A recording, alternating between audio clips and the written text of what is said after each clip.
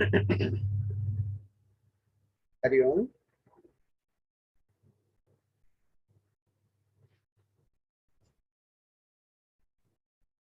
हरि ओम।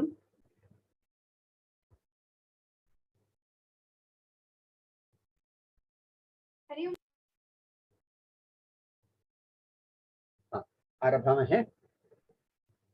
अस्त्युत्तरस्यां दिशि देवतात्मा हिमालयो नाम नगाधिराजः पूर्वापरौ तोयनिधि वगाह्य स्थितः पृथिव्या इव मानदण्डः।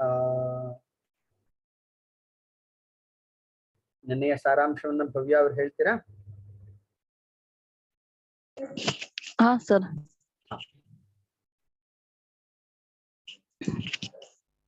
ಅದು ಶ್ಲೋಕ ಬೇಡ ಅಲ್ಲ ಸರ್?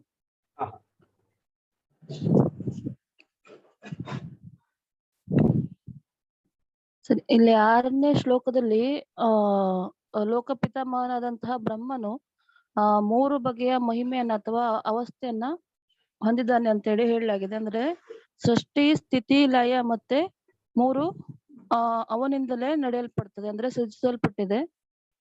ಅಂದ್ರೆ ಅವನೇ ಒಂದು ಸೃಷ್ಟಿಕರ್ತನಾಗಿ, ಸ್ಥಿತಿಕಾರಕನಾಗಿ, ಲಯಕಾರಕನಾಗಿ ಕಾರ್ಯವನ್ನ ನಿರ್ವಹಿಸ್ತಾ ಇದ್ದಾನೆ. ಈ 3 ಅವಸ್ಥೆಗಳಲ್ಲಿ ಬ್ರಹ್ಮ, ವಿಷ್ಣು, ಶಿವ ಈ 3 ಅಂದ್ರೆ ಅವನೇ ಆಗಿ ಪ್ರಕಾಶಿಸ್ತಾ ಇದ್ದಾನೆ. ಅವನು ಕಾರ್ಯರೂಪವಾದ ಕ್ರಿಯೆ ಮತ್ತೆ ಆ ಕ್ರಿಯೆಗೆ ಕಾರಣನೂ ಆಗಿ ಸರ್ವಶಕ್ತನಾದಂತಹ ಬ್ರಹ್ಮ ಅಂತೇಳಿ ಹೇಳಲಾಗಿದೆ. ಹಾಗೆ 7ನೇ ಶ್ಲೋಕದಲ್ಲಿ ಅವನ ಅಂದ್ರೆ ಅರ್ಧನಾರೀಶ್ವರ ಸ್ವರೂಪದಲ್ಲಿ ಹೇಳಲಾಗಿದೆ.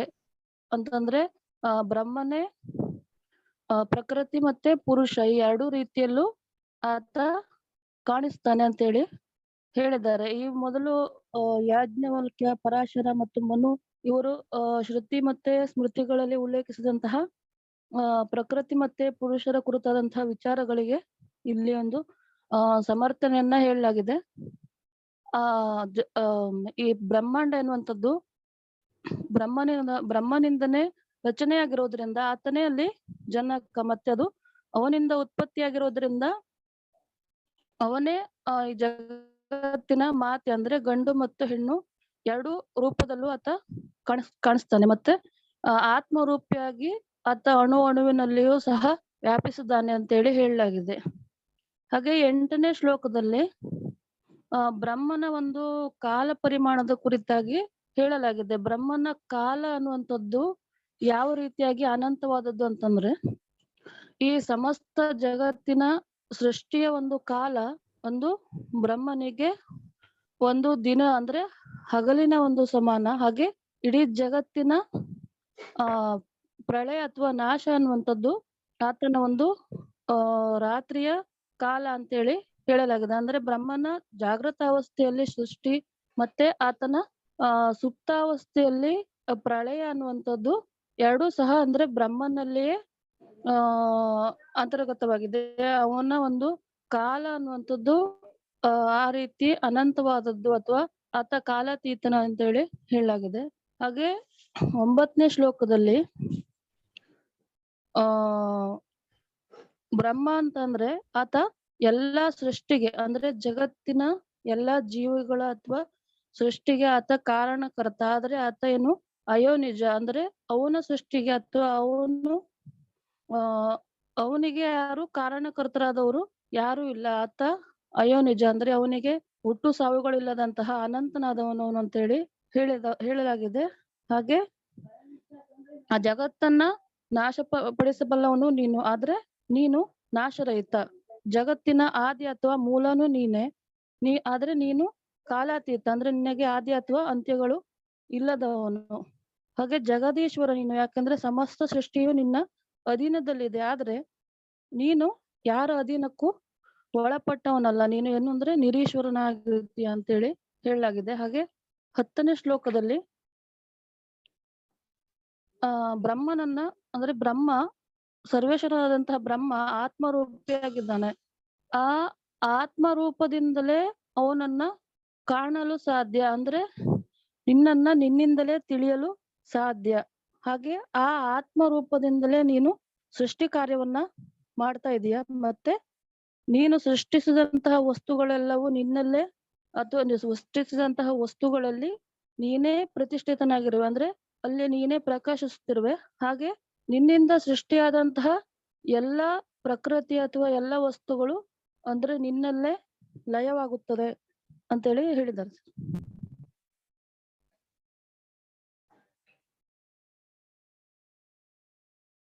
ಉತ್ತಮಂ. ಮುಂದೆ 11ನೇ ಶ್ಲೋಕದ ಚರ್ಚೆಯನ್ನು ಆರಂಭಿಸೋಣ.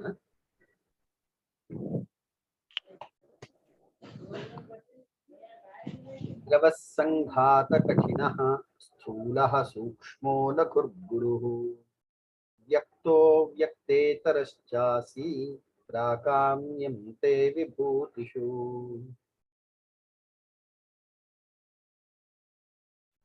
ಪದವಿಭಾಗ. ದ್ರವಃ ಸಂಘಾತ ಕಠಿಣಃ ಸ್ಥೂಲಃ ಸೂಕ್ಷ್ಮಃ ಲಘುಃ ಗುರುಃ ವ್ಯಕ್ತಃ ವ್ಯಕ್ತೇತರಃ ಚ ಅಸಿ ಪ್ರಾಕಾಮ್ಯಂ ತೇ ವಿಭೂತಿಷು. ಅನ್ವಯ ಹೀಗಿದೆ. ದ್ರವಃ ಸಂಘಾತ ಕಠಿಣಃ ಸ್ಥೂಲಃ ಸೂಕ್ಷ್ಮಃ ಲಘುಃ ಗುರುಃ ವ್ಯಕ್ತಃ ವ್ಯಕ್ತೇತರಃ ಚ ಅಸಿ ವಿಭೂತಿಷು ತೇ ಪ್ರಾಕಾಮ್ಯಂ. ಇಲ್ಲಿ ಅನ್ವಯದ ಪ್ರಕಾರವೇ ಶ್ಲೋಕ ಇದೆ ಅಂತಾನು ಹೇಳ್ಬೋದು. ಎಲ್ಲ ಪದಗಳು ಕೂಡ ಬ್ರಹ್ಮನ ವಿಶೇಷಣವಾಗಿ ಬಳಸಿರುವಂತಹ ಪದಗಳು. ದ್ರವಃ, ಬ್ರಹ್ಮನು ದ್ರವರೂಪಿಯಾದಂತಹ ಚೈತನ್ಯ.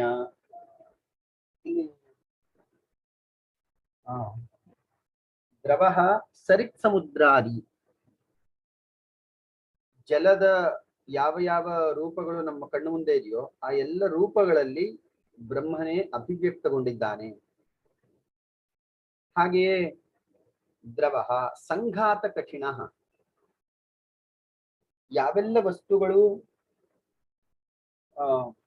ಪರ್ವತಾದಿಗಳು ಕಠಿಣವಾದಂತಹ ವಸ್ತುಗಳಿದೆಯೋ ಅವುಗಳು ಕೂಡ ಬ್ರಹ್ಮನ ಅಭಿವ್ಯಕ್ತಿಯೇ. ಸ್ಥೂಲಃ, ಇಂದ್ರಿಯಕ್ಕೆ ಗೋಚರವಾಗುವಂತಹ ಎಲ್ಲ ವಸ್ತುಗಳು ಕೂಡ ಬ್ರಹ್ಮನ ಅಭಿವ್ಯಕ್ತಿಯೇ. ಸೂಕ್ಷ್ಮಃ, ಇಂದ್ರಿಯಾತೀತವಾದಂತಹ ವಸ್ತುಗಳು ಕೂಡ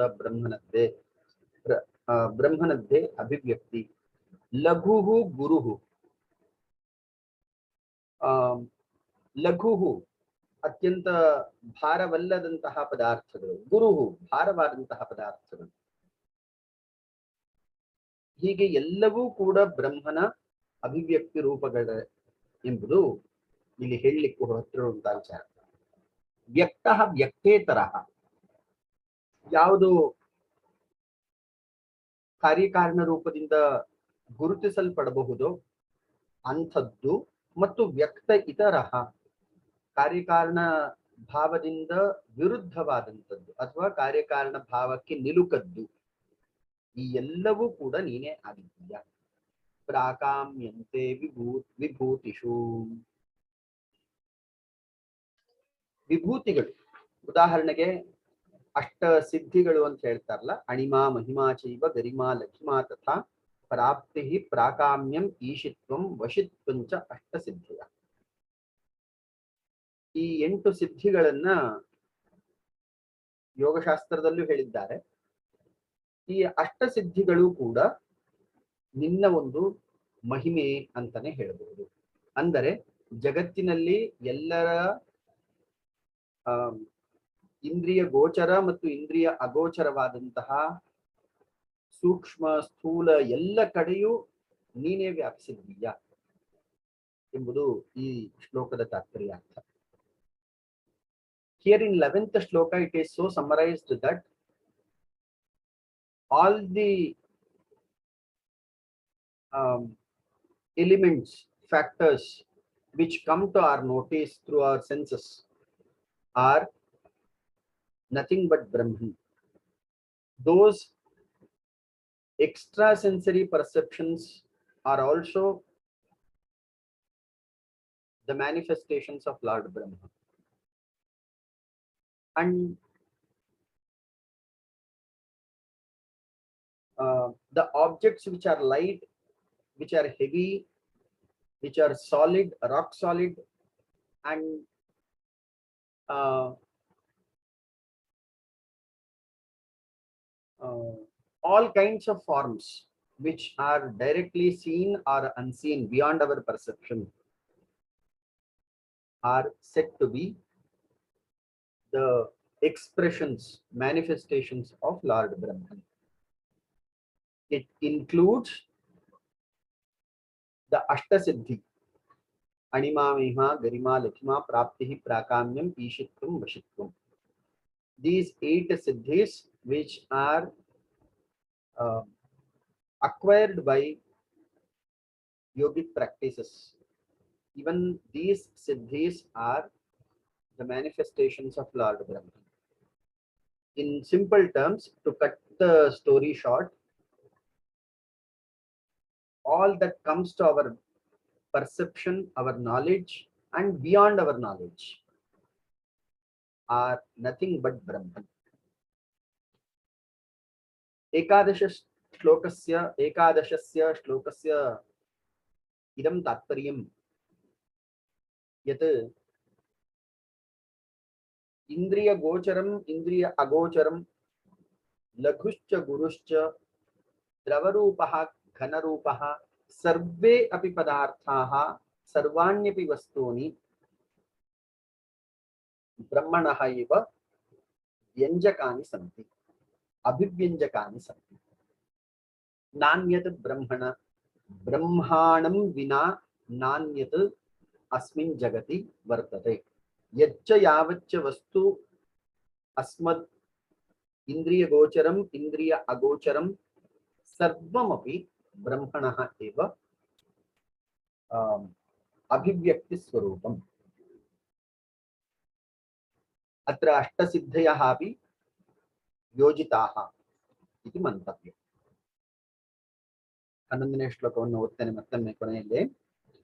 द्रवसङ्घातकठिनः स्थूलः सूक्ष्मो लघुर्गुरुः व्यक्तः व्यक्तेतरश्चासि प्राकाम्यन्ते विभूतिषु। ಇಲ್ಲಿ ವ್ಯಕ್ತೆ ಇತರಃ, ವ್ಯಕ್ತ ಇತರಃ, ವ್ಯಕ್ತ ಭಿನ್ನಃ ಇತ್ಯರ್ಥ। ಇತರ ಶಬ್ದವು ಭಿನ್ನ ಶಬ್ದಕ್ಕೆ ಸಮಾನಾಂತರ। ವ್ಯಕ್ತವು ಅಂದ್ರೆ ನಮಗೆ ಕಾರ್ಯಕಾರಣ ರೂಪದಿಂದ ತಿಳಿದು ಬರುವಂಥದ್ದು. ಅವ್ಯಕ್ತವು ಅಂದ್ರೆ ಕಾರ್ಯಕಾರಣ ರೂಪದ ಸ್ಥಿತಿಯನ್ನ ಮೀರಿರುವಂಥದ್ದು, ಅಕಾರಣವಾದಂಥದ್ದು, ಅಕಾರ್ಯವಾದದ್ದು, ಅದೆಲ್ಲವೂ ಕೂಡ ಬ್ರಹ್ಮನ ಅಭಿವ್ಯಕ್ತಿ ಎಂಬುದು ಈ ಶ್ಲೋಕದ ತಾತ್ಪರ್ಯ. ಮುಂದೆ 12ನೇ ಶ್ಲೋಕ.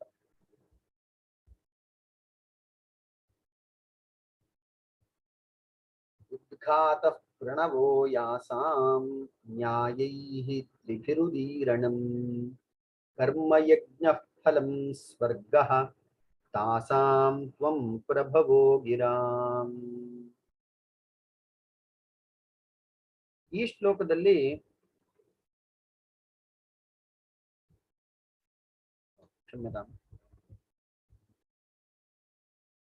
ಪದವಿಭಾಗ ಹೀಗಿದೆ. ಉದ್ಘಾತಃ ಪ್ರಣವಃ ಯಾಸಾಂ ನ್ಯಾಯೈಃ ತ್ರಿಭಿಃ ಉದೀರಣಂ ಕರ್ಮಯಜ್ಞಃ ಫಲಂ ಸ್ವರ್ಗಃ ತಾಸಾಂ ತ್ವಂ ಪ್ರಭವಃ ಗಿರಾಂ. ಅನ್ವಯ ಯಾಸಾಂ ಉದ್ಘಾತಃ ಪ್ರಣವಃ ಯಾಸಾಂ ತ್ರಿಭಿಃ ನ್ಯಾಯೈಃ ಉದೀರಣಂ ಯಾಸಾಂ ಕರ್ಮಯಜ್ಞಃ ಫಲಂ ಸ್ವರ್ಗಃ ತ್ವಂ ತಾಸಾಂ ಗಿರಾಂ ಪ್ರಭವಃ ಅಸಿ.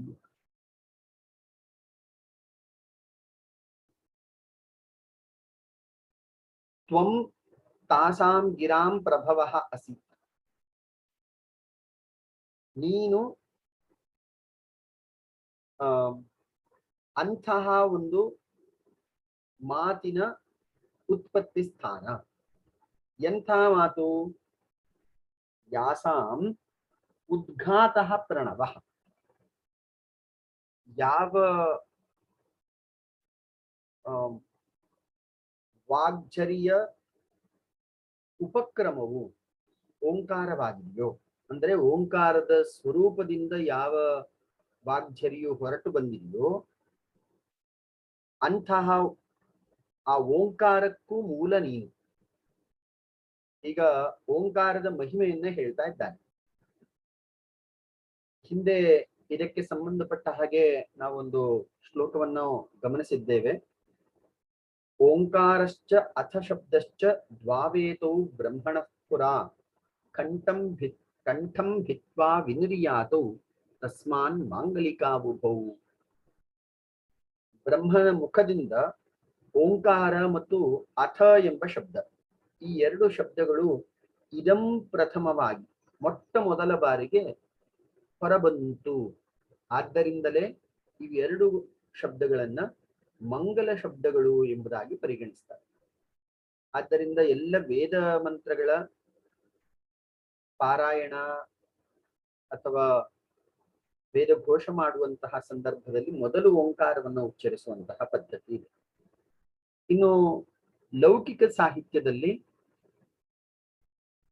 ಮೊದಲು ಅಥ ಎಂಬ ಶಬ್ದವನ್ನು ಪ್ರಯೋಗ ಮಾಡಲಾಗಿದೆ, ಅಥವಾ ಸ್ವರಾದಿ ಶಬ್ದಗಳು, ಮಂಗಲವಾಚಕ ಶಬ್ದಗಳು. ಉದಾಹರಣೆಗೆ ವಾಕ್, ವಾಗರ್ಥಾವಿವ ಸಂಪೃಕ್ತೋ, ವಾಕ್ ಎಂಬುದು ಸರಸ್ವತಿಯ ಪ್ರತಿರೂಪ. ಆದ್ದರಿಂದ ಈ ರೀತಿಯ ಮಂಗಲಕರವಾದಂತಹ ಶಬ್ದಗಳನ್ನು ಮೊದಲು ಬಳಸುವಂಥದ್ದು ರೂಢಿಯಾಗಿ ಸಂಪ್ರದಾಯವಾಗಿ ಬಂದಿದೆ. ಇಲ್ಲಿ ಓಂಕಾರದ ಮಹಿಮೆಯನ್ನು ಈ ಶ್ಲೋಕ ಹೇಳ್ತಾ ಇದೆ.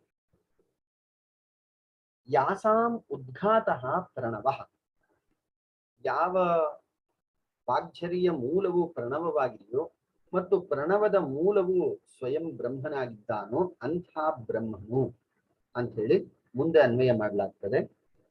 ಯಾಸಾಂ ತ್ರಿಭಿ ನ್ಯಾಯೈ ಉದೀರಣಂ, ಯಾವ ಮಂತ್ರಗಳು ಉದಾತ್ತ ಅನುದಾತ್ತ ಸ್ವರಿತ ಎಂಬ ಮೂರು ಸ್ವರಯುಕ್ತವಾಗಿದೆಯೋ ಅಂತಹ ಸ್ವರಯುಕ್ತವಾದಂತಹ ಮಂತ್ರಗಳ ಅಗ್ರಸ್ಥಾನವನ್ನ ಓಂಕಾರ ಹೊಂದಿದೆ ಮತ್ತು ಅಂತಹ ಓಂಕಾರವು ಬ್ರಹ್ಮನಿಂದ ಸೃಷ್ಟಿಸಲ್ಪಟ್ಟಿದೆ. ಇಲ್ಲಿ ಭಾಷೆಗೆ ಸಂಬಂಧಪಟ್ಟಂತಹ ಒಂದು ಅಂಶವನ್ನ ನಿಮ್ ಗಮನಕ್ಕೆ ತರ್ತೇನೆ. ಮೂರು ವಿಧವಾದಂತಹ ಭಾಷೆಗಳು ಎಂಬುದಾಗಿ ಗುರುತಿಸಲ್ಪಟ್ಟಿವೆ. ಒಂದು ಭಾಷಾ, ಭಾಷ್ಯತೆ ಇತಿ ಭಾಷಾ, ಅಂದರೆ ಯಾವ ಸಂವಹನ ಮಾಧ್ಯಮವನ್ನ ನಾವು ಆಯ್ಕೆ ಮಾಡಿಕೊಳ್ತೇವೋ, ಮೀಡಿಯಂ ಆಫ್ ಕಮ್ಯುನಿಕೇಶನ್ ಅಂತ ಆಂಗ್ಲ ಭಾಷೆಯಲ್ಲಿ ಹೇಳ್ತಾರಲ್ಲ, ಕೇವಲ ಮೌಖಿಕವಾದಂತಹ ಸಂವಾದಕ್ಕೆ ಯಾವುದು ಮಾಧ್ಯಮವಾಗಿರ್ತದೋ, ನಮ್ಮ ವಿಚಾರ ಭಾವನೆ ಇವುಗಳನ್ನೆಲ್ಲ ತಿಳಿಸ್ಲಿಕ್ಕೆ ಬೇಕಾದಂತಹ ಮಾಧ್ಯಮವನ್ನ ಭಾಷೆ, ಅರ್ಥ ಮಾಡಿಕೊಳ್ಳಲಿಕ್ಕೆ ಬೇಕಾದಂತಹ ಮಾಧ್ಯಮವನ್ನ ಭಾಷೆ ಎಂಬುದಾಗಿ ಕರೀತಾರೆ. ಇದು ಮಾತಿನ ಸ್ತರದಲ್ಲಿ ಡಯಲೆಕ್ಟ್ಸ್ ಎಂಬುದಾಗಿ ಹೇಳ್ತಾರಲ್ಲ, ಈ ರೀತಿ ಕೇವಲ ಮಾತಿನ ಸ್ತರದಲ್ಲಿ ಇರುವಂತಹ ಭಾಷೆಗಳು. ಇದು ಮೊದಲನೆಯ ಹಂತ ಭಾಷಾ.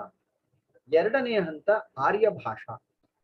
ಆರ್ಯ ಭಾಷಾ ಎಂಬ ಶಬ್ದದಿಂದ ಯಾವ ಭಾಷಾ ಸಾಹಿತ್ಯದ ಭಾಷೆಯಿಂದ ಸಾಹಿತ್ಯ ಪ್ರಕಾರಗಳು ಹುಟ್ಟುಕೊಂಡಿವೆಯೋ ಅವೆಲ್ಲವೂ ಕೂಡ ಆರ್ಯ ಭಾಷೆಗಳು. ಗದ್ಯ ಕಾವ್ಯಗಳು, ಪದ್ಯ, ಚಂಪು, ನಾಟಕ, ಇತಿಹಾಸ, ಪುರಾಣ, ಸ್ಮೃತಿಗಳು, ಅಥವಾ ಆಂಗ್ಲ ಭಾಷೆಯ ಅಥವಾ ಬೇರೆ ಯಾವ ಭಾಷೆಯಲ್ಲಿ ಸಾಹಿತ್ಯ ಸೃಷ್ಟಿಯಾಗಿದೆಯೋ, ಲೇಖನ ರೂಪವಾಗಿ ಅದನ್ನ ಸಂವಹನಕ್ಕೆ ಒಂದು ಮಾಧ್ಯಮವಾಗಿ ಬಳಸ್ಕೊಂಡಿರ್ತಾರೋ ಅದು ಆರ್ಯ ಭಾಷಾ. ಮೊದಲನೆಯ ಭಾಷಾ ಸ್ತರದಲ್ಲಿ ಮೌಖಿಕವಾಗಿರ್ತದೆ, ಅದಕ್ಕೆ ಅತ್ಯಂತ ಸೀಮಿತವಾದಂತಹ ವ್ಯಾಪ್ತಿ ಇದೆ. ಅದು ಅನಿವಾರ್ಯ, ಆದರೆ ಅದರ ವ್ಯಾಪ್ತಿ ಸೀಮಿತ. ಉದಾಹರಣೆಗೆ ಒಬ್ಬ ವ್ಯಕ್ತಿ ತನ್ನ ಇಡೀ ಜೀವನದಲ್ಲಿ ಮಾತನಾಡುವಂತಹ ಎಲ್ಲ ಮಾತುಗಳು ಕೆಲವು ವ್ಯಕ್ತಿಗಳಿಗೆ ಮಾತ್ರ ಕೇಳಿಸ್ತದೆ. ಆದ್ರೆ ಅದನ್ನ ಲೇಖನ ರೂಪದಲ್ಲಿ ಬರೆದಿಟ್ಟಾಗ ಅದು ಶತಶತಮಾನಗಳವರೆಗೆ ತನ್ನ ಜೀವಂತಿಕೆಯನ್ನ ಅಸ್ತಿತ್ವವನ್ನ ಕಂಡುಕೊಂಡಿರ್ತದೆ. ಆದ್ದರಿಂದ ಮೌಖಿಕ ಭಾಷೆಗೆ ಕಡಿಮೆಯ ಜೀವಿತಾವಧಿ, ಆದ್ರೆ ಲೇಖನಕ್ಕೆ ಅಥವಾ ಗ್ರಂಥ ರೂಪಕ್ಕೆ ಅಥವಾ ಬರವಣಿಗೆಗೆ ಅದನ್ನ ಇಳಿಸಿದಾಗ ಅದರ ಜೀವಿತಾವಧಿ, ಲೈಫ್ ಸ್ಪ್ಯಾನ್ ಅಥವಾ ಶೆಲ್ಫ್ ಲೈಫ್ ಅಂತ ಕರೀತಾರಲ್ಲ, ಈ ಶೆಲ್ಫ್ ಲೈಫ್ ಜಾಸ್ತಿ ಆಗುತ್ತೆ, ಅದು ಹೆಚ್ಚು ಕಾಲ ಉಳ್ಕೊಳ್ಳುತ್ತೆ ಅದರ ಸಾಮರ್ಥ್ಯದ ಅನುಗುಣವಾಗಿ. ಉದಾಹರಣೆಗೆ ಕಾಳಿದಾಸಾದಿ ಮಹಾಕವಿಗಳು ಬರೆದಂತಹ ಕಾವ್ಯ ಅನೇಕ ಶತಮಾನಗಳು, 1.5 ಸಹಸ್ರ ವರ್ಷಗಳು ಕಳೆದರೂ ಕೂಡ ಇನ್ನೂ ನಮಗೆ ಸಿಗ್ತಾ ಇದೆ. ಇನ್ನು ರಾಮಾಯಣ, ಮಹಾಭಾರತ ಮುಂತಾದಂತಹ ಕಾವ್ಯಗಳು ಸಹಸ್ರಾರು ವರ್ಷಗಳ ಹಿಂದೆ ಬರೆದಂಥದ್ದು ಈಗಲೂ ಉಪಲಬ್ಧ ಇದೆ. ಆದ್ದರಿಂದ ಲೇಖನಕ್ಕೆ ಅಷ್ಟು ಶಕ್ತಿ ಇದೆ. ಆದ್ರೆ ಅಲ್ಲಿ ಲೇಖಕನ ಮತ್ತು ಪ್ರತಿಪಾದ್ಯ ವಿಷಯದ ಸಾಮರ್ಥ್ಯವನ್ನು ಆಧರಿಸಿ ಎಲ್ಲ ಲೇಖನಗಳು ಹಾಗೆ ಉಳ್ಕೊಳ್ಳುವುದಿಲ್ಲ. ಲೇಖಕನ ಮತ್ತು ಪ್ರತಿಪಾದ್ಯ ವಿಷಯ ಈ ಎರಡರ ಸಾಮರ್ಥ್ಯವನ್ನ ಅವಲಂಬಿಸಿ ಲೇಖನವು ಶಕ್ತಿಯನ್ನು ಪಡ್ಕೊಳ್ತದೆ. ಇನ್ನು ಮೂರನೇದು ಅತಿಭಾಷಾ. ಈ ಅತಿಭಾಷಾ ಅನ್ನುವಂಥದ್ದು ಇಲ್ಲಿ ಬಂದಿತ್ತು. ಉದಾತ್ತ ಅನುದಾತ್ತ ಸ್ವರಿತಗಳಿಂದ ಕೂಡಿರುವಂತಹ ಭಾಷೆ. ಇದು ಕೇವಲ ಸಂಸ್ಕೃತದಲ್ಲಿ, ಅದರಲ್ಲೂ ವೇದದಲ್ಲಿ ಮಾತ್ರ ಇರುವಂತಹ ಭಾಷೆ. ಉಳಿದ ಯಾವ ಭಾಷೆಯಲ್ಲೂ ಇಲ್ಲದಂತಹ ಒಂದು ವಿಶಿಷ್ಟ ಶಕ್ತಿ ವೇದದಲ್ಲಿ ಮಾತ್ರ ಉಳ್ಕೊಂಡಿದೆ. ಹೀಗೆ ಭಾಷೆಯನ್ನು 3 ಹಂತದಲ್ಲಿ ವಿಭಾಗ ಮಾಡ್ತಾರೆ: ಭಾಷಾ, ಆರ್ಯ ಭಾಷಾ ಮತ್ತು ಅತಿಭಾಷಾ. ಇಲ್ಲಿ ಅತಿಭಾಷಾ ಸ್ವರೂಪವಾದಂತಹ ವೇದಗಳಿಗೂ ಯಾವ ಓಂಕಾರವು ಮೂಲವಾಗಿದೆಯೋ ಅಂತಹ ಓಂಕಾರದ ಕರ್ತೃವೇ ನೀನು ಎಂಬುದಾಗಿ ಉಲ್ಲೇಖ ಮಾಡಲಾಗಿದೆ. ನ್ಯಾಯೈಃ ತ್ರಿಭಿಃ ಉದೀರಣಂ ಉಚ್ಚಾರಣಂ ಯಸ್ಯ ವೇದಸ್ಯ ತ್ರಿಭಿಃ ಸ್ವರೈಃ ಉದಾತ್ತ ಅನುದಾತ್ತ ಸ್ವರಿತಗಳಿಂದ ಉಚ್ಚರಿಸಲ್ಪಡುವಂತಹ ವೇದಗಳ ಮೂಲ ಯಾವುದಿದೆಯೋ ಓಂಕಾರವು, ಅದು ನಿನ್ನಿಂದಲೇ ಸೃಷ್ಟಿಸಲ್ಪಟ್ಟಿದೆ. ಕರ್ಮ ಯಜ್ಞ ಫಲಂ ಸ್ವರ್ಗ ತಾಸಾಂ ತ್ವಂ ಪ್ರಭವೋ ಗಿರಾಂ. ಅನೇಕ ಕರ್ಮಗಳು, ಇಲ್ಲಿ ವಿಭಿನ್ನ ಕರ್ಮಗಳು, ಜ್ಯೋತಿಷ್ಠೋಮಾದಿ ಕರ್ಮಗಳು, ಹಾಗೆಯೇ ಯಜ್ಞಗಳನ್ನ ಉಲ್ಲೇಖ ಮಾಡಲಾಗಿದೆ. ಯಜ್ಞದ ಫಲ, ಇವುಗಳೆಲ್ಲವೂ ಕೂಡ ನೀನೇ ಆಗಿದ್ದೀಯ. ವೇದಗಳಲ್ಲಿ ಉಲ್ಲಿಖಿತವಾದಂತಹ ಕರ್ಮಗಳು, ಕರ್ಮದ ಫಲ, ಸ್ವರ್ಗಾದಿ ಫಲಗಳು, ಇವೆಲ್ಲವೂ ಕೂಡ ನೀನೇ ಆಗಿದ್ದೀಯ. ನೀನೇ ಅಂದ್ರೆ ಇಲ್ಲಿ ಬ್ರಹ್ಮನೇ ಸ್ವಯಂ ಆಗಿದ್ದೀಯ ಎಂಬುದಾಗಿ ಇಲ್ಲಿ ಹೇಳ್ತಾ ಇದ್ದಾರೆ. ಈ ಶ್ಲೋಕವನ್ನ ನಾವು ಸೂಕ್ಷ್ಮವಾಗಿ ಅರ್ಥ ಮಾಡ್ಕೊಳ್ಳೋದಾದ್ರೆ, ಇಲ್ಲಿ ಓಂಕಾರದ ಮಹತ್ವವನ್ನ ಹೇಳಲಾಗಿದೆ. ಓಂಕಾರವು ಬ್ರಹ್ಮನಿಂದ ಉತ್ಪತ್ತಿಯಾದಂತಹ ಮೊಟ್ಟ ಮೊದಲ ವಾಕ್. ಅಂತಹ ಓಂಕಾರದಿಂದಲೇ ಮುಂದ ಎಲ್ಲ ವೇದಗಳು ಉತ್ಪತ್ತಿ ಆಯಿತು ಎಂಬುದು ತಾತ್ಪರ್ಯ. ಇನ್ 12th ಶ್ಲೋಕ it is eulogized the significance of Omkara and its product, all the Vedas. In fact, Vedas are the only literature available till date which is basically pronounced along with 3 voice modulation: Swaritaha, Udattaha and Anudattaha. No other literature has ever been preserved for such a long time along with the precision. So there are 2 factors, 2P. One is preservation, the other one is precision. Now, no swaras are no letters have ever been either added or deleted from the Vedic lore. Such precision has been maintained for preserved for thousands of years. And such holy, auspicious literature called Vedas are originated from Omkara, and Omkara, in other words, is the manifestation of Lord Himself. Hence, in addition to that, even various karmas like Jyotishthoma and others, which are described in the Vedas, are nothing but Lord Brahman. And karma phalam, the fruit of karma, action, is also Lord Brahman. Hence, the whole world, in terms of Vedas, are emerged from Lord Brahman himself. द्वादश श्लोकस्य अयं विचारः वर्तते यत् ओंकारः यः ब्रह्मणः सकाशात् आविर्बभूव तस्मात् ओंकारात् ये च वेदाः समुत्पन्नाः यस्मिंश्च वेदे विभिन्नानि कर्माणि विहितानि तेषां कर्मणां स्वर्गादि फलानि च सुचारु निरूपितानि तानि सर्वाण्यपि कर्मफलानि कर्माणि ब्रह्माणम् अंतरा नान्यत् तानि सर्वाण्यपि ब्रह्म एव।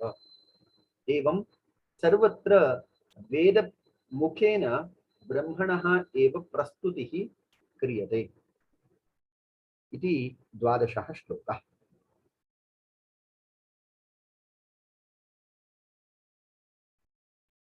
ಒಮ್ಮೆ ಓದ್ತೇನೆ। उद्घातः प्रणवो यासां न्यायैः त्रिभिः उदीरणं कर्मयज्ञः फलं स्वर्गः तासां त्वं प्रभवो गिराम्। 13ನೇ ಶ್ಲೋಕ।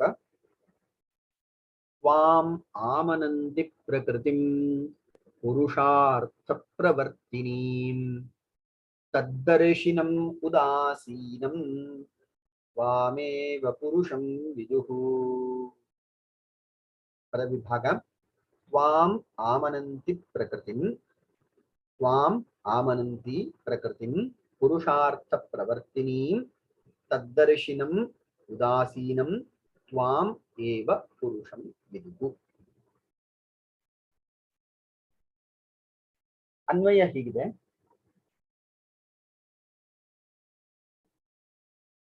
तां पुरुषार्थ प्रवर्तिनीं प्रकृतिम् आमनन्ति त्वाम् एव तद्दर्शिनम् उदासीनं पुरुषं विदुः।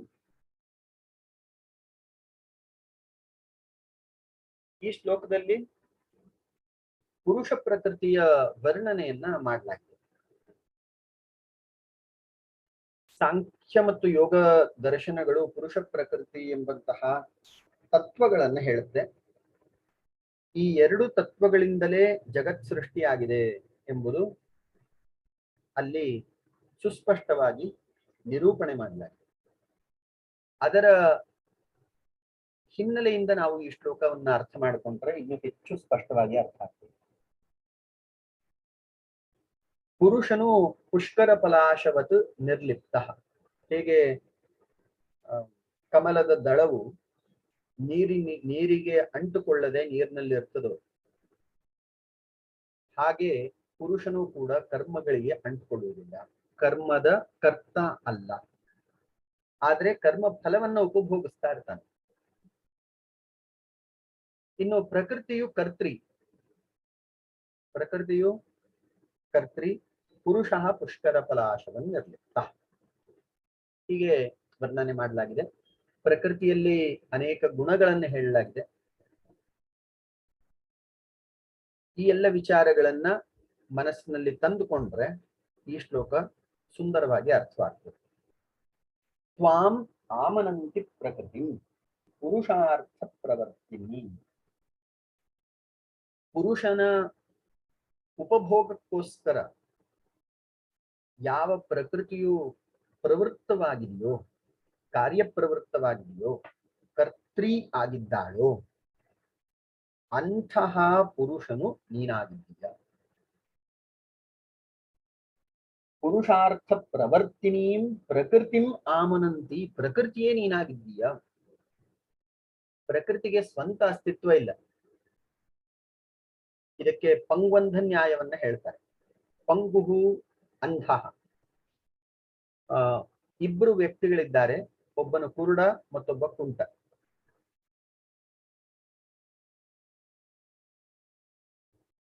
ಕುರುಡನಿಗೆ ಕಾಲ್ ಚೆನ್ನಾಗಿದೆ, ಆದ್ರೆ ದೃಷ್ಟಿ ಇಲ್ಲ.